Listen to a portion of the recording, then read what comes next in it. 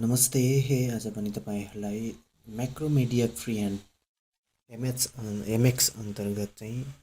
कुनै पनि अब्जेक्टहरुलाई चाहिँ हामीले कसरी अलाइनमेन्ट एडजस्ट गर्ने भन्ने विषयमा तपाईलाई थोरै जानकारी दिन गइरहेको छु।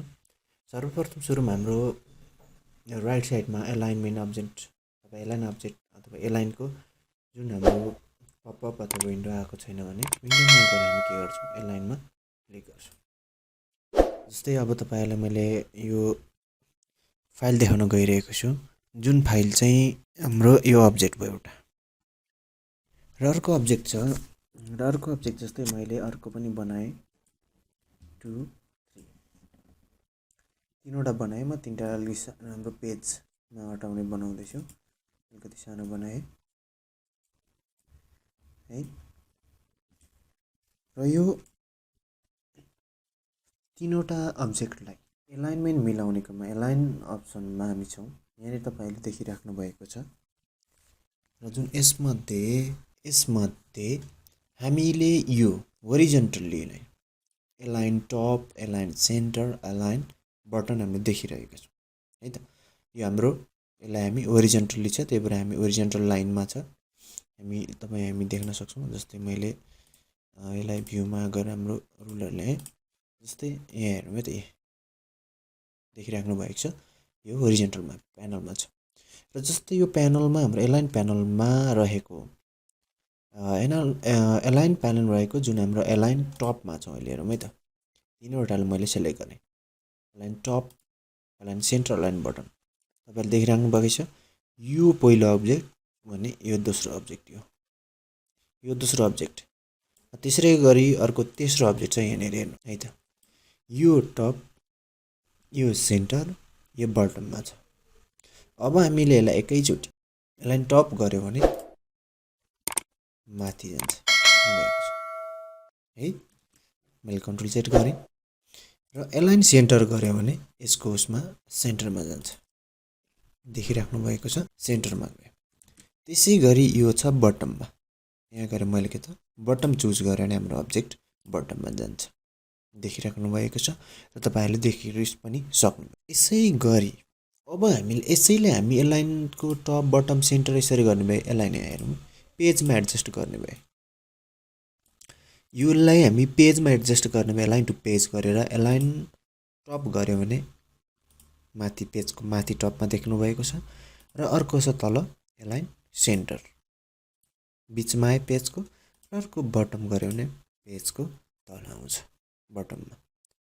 यदि हामीले एलाइन टु अब्जेक्ट भन्ने अप्सन चाहिँ एक्टिभ गरेको अवस्थामा चाहिँ त्यसरी आउँछ अथवा यो चेक गरेको अवस्थामा नत्र आउँदैन है त ओके मैले कन्ट्रोल जेड गरेर पहिलाकै ठाउँमा गए यो भयो र यसैले हामीले एलाइन टु पेजमा एडजस्ट गर्ने भए एलाइन टु पेजमा एडजस्ट गर्ने अप्सनमा जुन बक्समा हामी चेक गर्छौं हैन र यदि नगर्ने भए चाहिँ हामी यो बक्स अनचेक गर्छौं र अर्को रहेको छ हाम्रो distribute Tops centres bottoms and white हेरौँ है त डिस्ट्रिब्युट टप गरे के देख्नु भयो छैन किनभने टपको आधारमा हामीले डिस्ट्रिब्युट गरायो भने तीनटा अब्जेक्टमा आएन हैन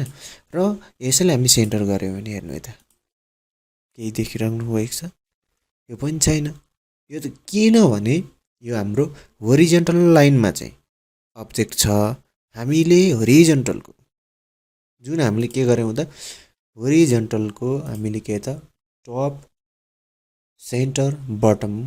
हामी एडजस्ट गर्यौं भने अब म यहाँ हेरे गए डिस्ट्रिब्युट सेन्टर गरे हेर्नु है त डिस्ट्रिब्युट लेफ्ट एप्लाई यहाँ देख्नुभयो चेन्ज भएको र यसैलाई मैले डिस्ट्रिब्युट सेन्टर गरे भने एप्लाई गरे भने सेन्टरमा आउँछ ग्यापिङ मेन्सनको लागि चाहिँ हामी भर्टिकलको यो अप्सनमा चुज गरेर होरिजन्टल अप्सन हामी भर्टिकल जुन राखेर त्यसको आधारमा चुज गर्छौं यदि टप एलाइन सेन्टर बटन गर्छ नि यो पार्टको हामी सेलेक्ट गर्छौं जस्ट अपोजिट यदि हामीले यो ग्याप हामीले मेन्टेन अथवा म्यानेज गर्नु छ भने अब रह्यो यो चाहिँ म्यानेज गर्ने ग्यापको म्यानेज भयो भने अब हामी डिस्ट्रिब्युट लेफ्ट सेन्टर राइट विथको आधारमा कति हामीले राख्ने हैन विथको जस्तै यसको विथको साइजको आधारमा राख्ने भए त्यसको आधारमा विथ सेलेक्ट गर्छौँ वाइड रेन्ज कति छ वाइड ग्याप कति छ त्यसको लागि हामी मिलाउनको लागि चाहिँ हामीले डिस्ट्रिब्युट यो अप्सनको हामी डिस्ट्रिब्युट विथ त्यसैगरी डिस्ट्रिब्युट राइट्स त्यसै डिस्ट्रिब्युट सेन्टर्स त्यसै डिस्ट्रिब्युट लेफ्ट चुज गर्छौँ है भने अब टप त्यसैगरी सेन्टर त्यसैगरी बटम मिलाउनको लागि चाहिँ यहाँको पार्ट हामी चुज गर्छौँ हामीले कुन तरिकामा चाहिँ यो अब्जेक्टलाई चाहिँ राखेका छौँ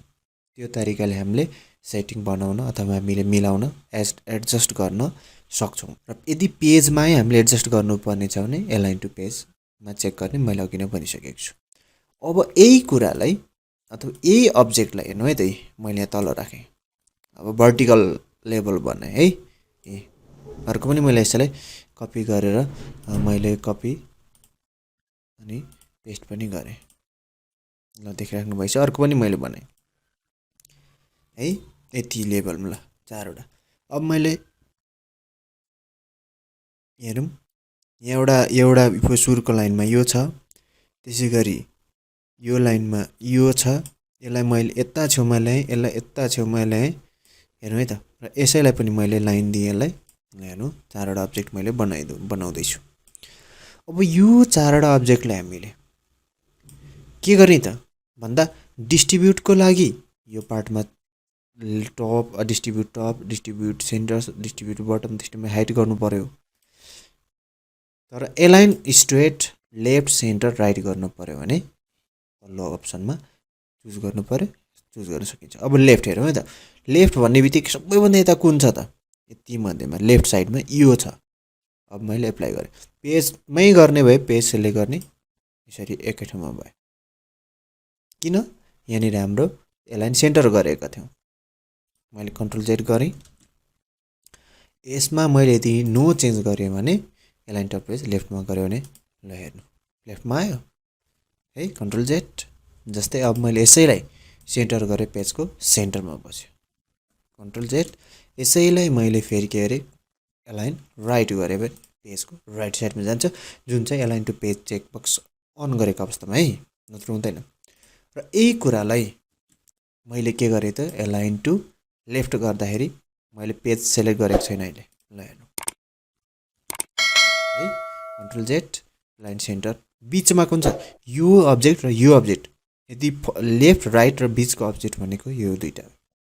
हेरौँ है त कुन अन्तर्गत मिल्ने रहेछ ल देख्नुभयो बिचमा गयो है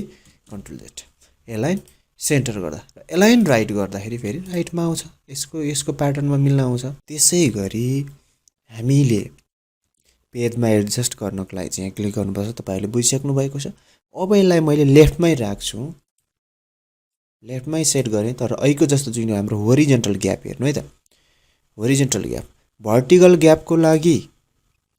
distribute left centres rights and with हामीले सेलेक्ट गरेका थियौँ अघि भने होरिजेन्टल ग्यापको लागि चाहिँ हामी यहाँ गएर चाहिँ हामी के गर्छौँ डिस्ट्रिब्युट टप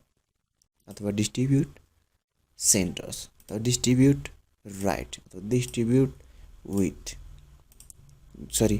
हाइट है distribute Tops distribute centres distribute bottoms र डिस्ट्रिब्युट हाइट गरेर हामी यसरी हाम्रो कुनै पनि अब्जेक्टलाई चाहिँ म्याक्रोमिडिया फ्रेन्ड एमएक्समा चाहिँ हामीले सेट गर्न सक्छौँ ल हेर्नु माथिको ग्याप फर्स्ट र सेकेन्ड अब्जेक्ट बिचको ग्याप सेकेन्ड र थर्ड अब्जेक्ट बिचको ग्याप र थर्ड र फोर्थ अब्जेक्ट बिचको ग्याप चाहिँ हामीले यसरी मेन्टेन गर्न सक्छौँ अब जस्तै है अब फेरि यसैलाई मैले के गरेँ त मैले अर्को पनि मैले अब्जेक्ट ल्याउँछु अथवा मैले कपी पेस्ट गर्छु पेस्ट अप्सन आएको छ मैले यहाँ राखेँ एउटा अर्को पनि पेस्ट गरेँ यहाँ राखेँ अर्को पेस्ट गरेँ मैले अघि नै कपी गरेको थिएँ यहाँ राखेँ अर्को पेस्ट गरेँ मैले यहाँ राखेँ अर्को पेस्ट गरेँ मैले यहाँ राखेँ अर्को पेस्ट गरेँ मैले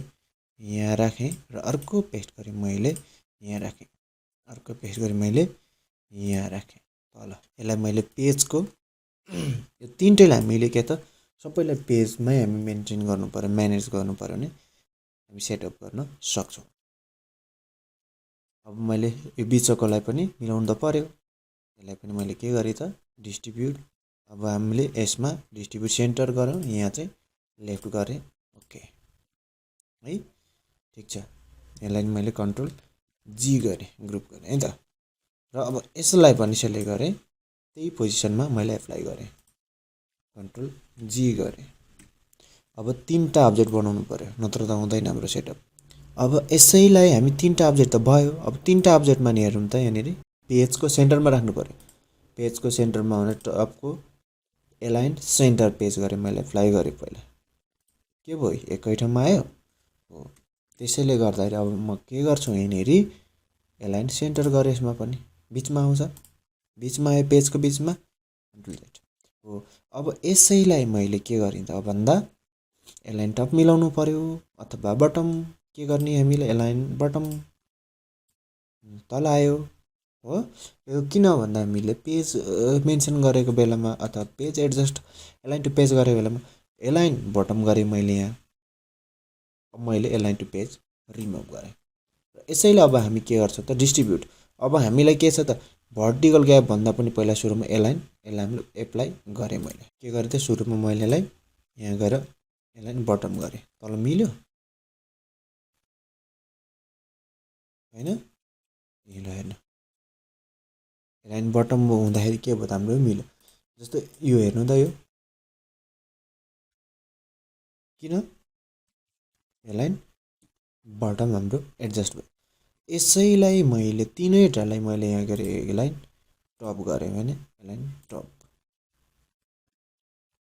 हेर्नु है त यसको किन यो यहाँ बराबर भन्दा हाम्रो ग्याप मिलेको रहेनछ। फेरि मैले कन्ट्रोल सिफ्ट जी गरेँ, अनग्रुप गरेँ, पहिला यसको ग्यापिङ हेरौँ ठिक छ कि छैन, टप ठिक छ, यसको हेरौँ सेकेन्डको ठिक छ, यसको थर्डको हेरौँ ठिक हो। अब यो अलिक किन मिलेको छैन नि, यसलाई हामी यसरी मिलाएर राख्न सक्छौँ। अब देख्नुभयो हामीले यसरी एडजस्ट गरेर मिलाइसकेपछि आफै अटोमेटिकली हाम्रो एडजस्ट हुन्छ। अनि यसलाई हामीले जता राख्ने पेजको त्यतै राख्न सकिन्छ, जुन चाहिँ हाम्रो फ्री ह्यान्डको एलाइन अब्जेक्ट हो। यसलाई फेरि अर्को पटक अथवा हामी अर्को कुनै पनि पार्ट अथवा कुनै पनि भाग अथवा कुनै पनि टेक्निक लिएर उपस्थित हुने जानकारी गराउँदै आजलाई भने यो भिडियो यहीँ समापन गर्न चाहन्छु। हस्त, धन्यवाद।